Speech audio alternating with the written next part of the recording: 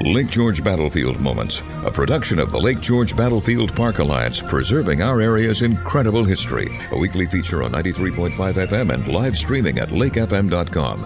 Here's the president of the Lake George Battlefield Park Alliance, John Denuzzo. Welcome to Lake George Battlefield Moments. This is John Denuzzo of the Lake George Battlefield Park Alliance. Our guest this week is Sam Huntington, Crown Point Historic Site Manager. Crown Point is a magnificent, genuine relic of the 18th century fortification built by the French, captured by the British. It's located on Lake Champlain, about 15 miles north of Ticonderoga. Welcome, Sam. Thank you for having me. Well, it's a pleasure. Now, Crown Point's one of those historic sites where it's fairly easy to imagine yourself back in the 18th century. The ruins of the French and British fortifications are very vivid right before your eyes. What goes into keeping your historic site so genuine? Yeah, it's quite a lot, actually.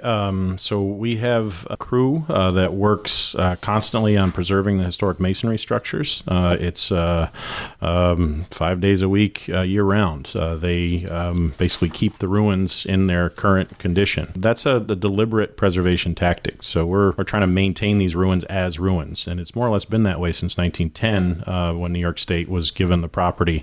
Originally, it was 25 acres, preserving the ruins of the French fort and the remains of the British fort. Since then, the property has grown to where we manage and oversee about 380 acres of property. Those ruins are maintained by a kind of core team of restoration masons who kind of relay stones when they have to, reuse what they take out of the wall. If a stone comes out and it falls apart, they glue it back together and put it back right where it is. So I often tell our visitors, if you had your picture taken in the front of the ruins of these buildings in 1910 when the state acquired it, you could have your picture taken, come back 100 years later, have your picture taken again. You would have aged, but the stone walls behind you would look pretty much the same. So, wow, yeah. That's terrific. And do they come with that kind of expertise, or is there some certain training they need to get in order to be able to maintain it as appropriate? We're part of New York State Parks Recreation Historic Preservation, so we have an entire unit of specialists who work out of the People's Island Resource Center in Waterford, New York.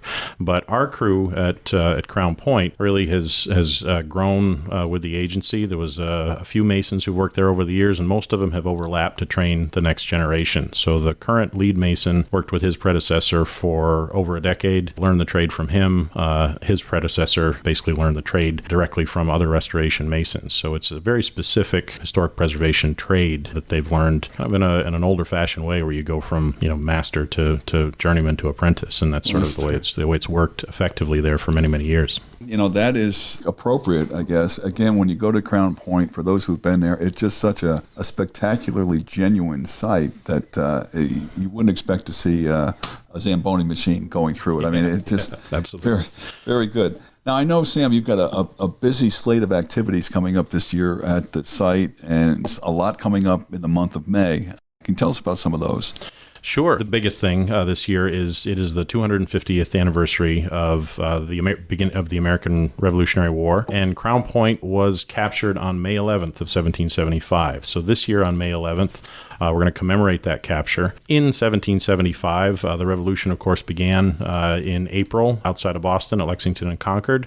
And within 3 weeks, there were separate units, the Green Mountain Boys from New England, mostly from Vermont, and a group under Benedict Arnold that basically came west from the perimeter of Boston and New England. And first they came across into New York, and they took Skenesboro, now Whitehall. They took Fort Ticonderoga on May 10th, and the next day on May 11th, they took Crown Point. And we're commemorating that on May 11th at the historic site. We'll have a group of reenactors representing Seth Warner's regiment, who was the unit that actually captured Crown Point, and a number of other things going on that day. That'll include and overlap with some other programs that are ongoing in May. We have a Syracuse University Archaeological Field School. This is the second year that we've been running that, so there'll be archaeologists on site on May 11th excavating what we believe to be an occupation or soils that were removed from an area around the French fort. So those things will date to the mid-18th century that they're uncovering. And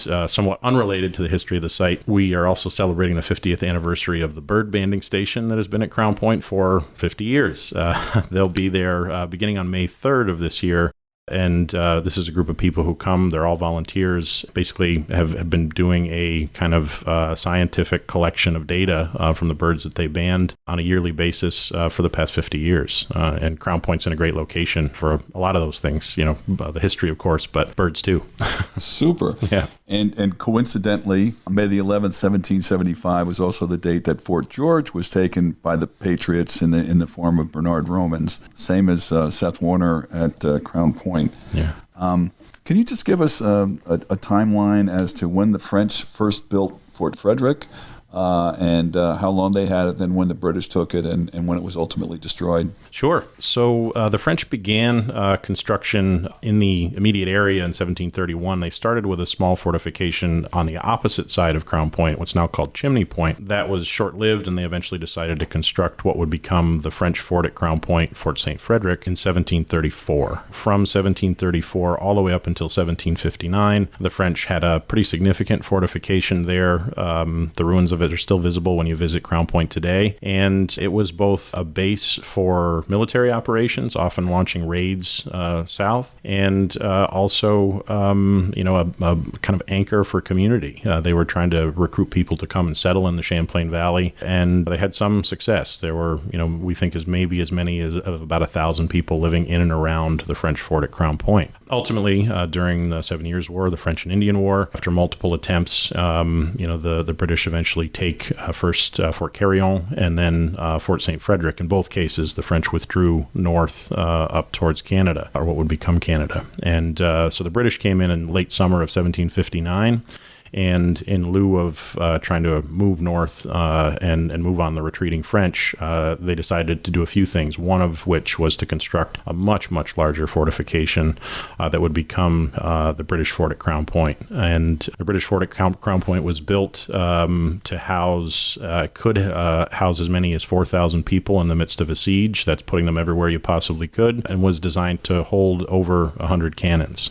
They had at least that many there because when the Americans captured the fort in 1775. Shortly thereafter, Benedict Arnold inventoried 111 pieces of artillery. Many of those had actually been damaged because the end of the British fort at Crown Point really came in 1773, just 2 short years before the American Revolution. There was a chimney fire that spread to the wooden roof tiles of one of the barracks buildings. This happened in 1773. The British fort was originally constructed in 1759, and there was a relatively small post there in 1773 that eventually that basically cooking fire set the chimney on fire, and then eventually caught the walls of the fort on fire.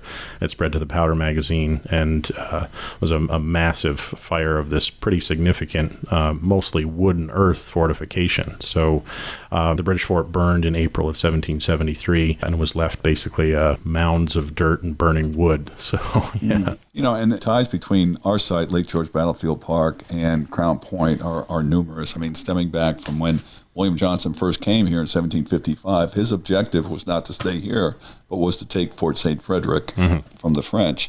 Now, the Lake George Battlefield Park played a big role in Henry Knox's Noble Artillery Train, late 1775. He stayed at Fort George in our park for over a week as he figured out how he was going to get all the artillery south. It will be a big part of the commemoration of Knox this December.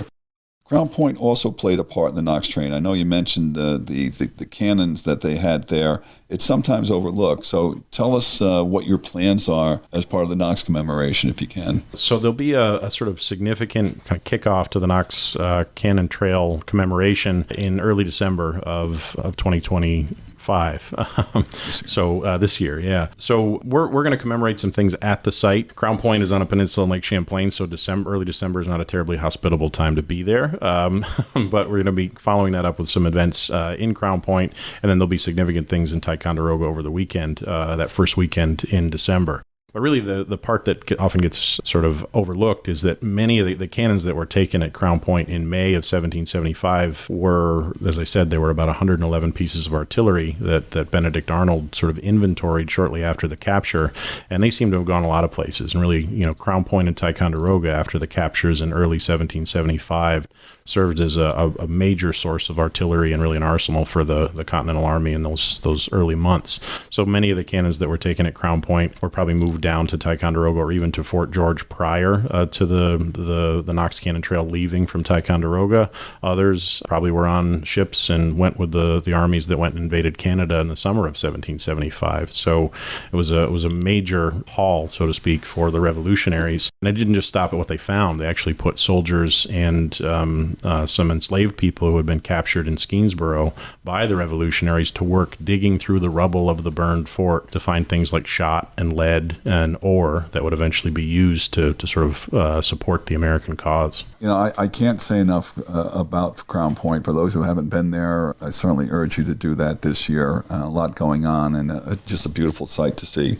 How can history lovers become more involved in volunteering there? They're so inclined, Sam. Sure. There's a few different ways. One is to just reach out to the site or to our friends group and join the friends group if they're interested. More specifically, beginning on May 24th, that's the Saturday of Memorial Day weekend, we're hosting a community archaeology program. So we have a field school working through some previously disturbed soil in the early part of May, but then we're actually going to open that up to the public. So there'll be an archaeologist leading the project, but people can actually volunteer to come. There's digging involved, there's moving dirt and moving some rocks probably as well. But these soils that people will be sorting through, we believe came from around the French fort. So they're pretty rich. We've been finding burned bottle glass, pieces of French pottery, in one case an axe head and some other things. So we're really trying to encourage people to take an interest and get involved. And if people want to volunteer for that program, they can reach out to the site or check out our webpage for more information on that.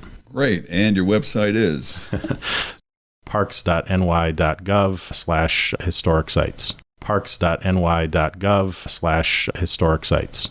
You'll see all the historic sites in New York State, the New York State historic sites, and can navigate directly to Crown Point or whichever one is closest to you that you're interested in. Excellent. Well, thank you, Sam Huntington. Thank you very much. And again, our website is lakegeorgebattlefield.org. Lake George Battlefield Moments, a production of the Lake George Battlefield Park Alliance, preserving our area's incredible history. For more on this topic, check out the Lake George Battlefield Park Alliance podcast, a weekly feature on Lake FM 93.5 FM and live streaming at lakefm.com. For more information, go to lakegeorgebattlefield.org and tune in every Saturday morning for Lake George Battlefield Moments.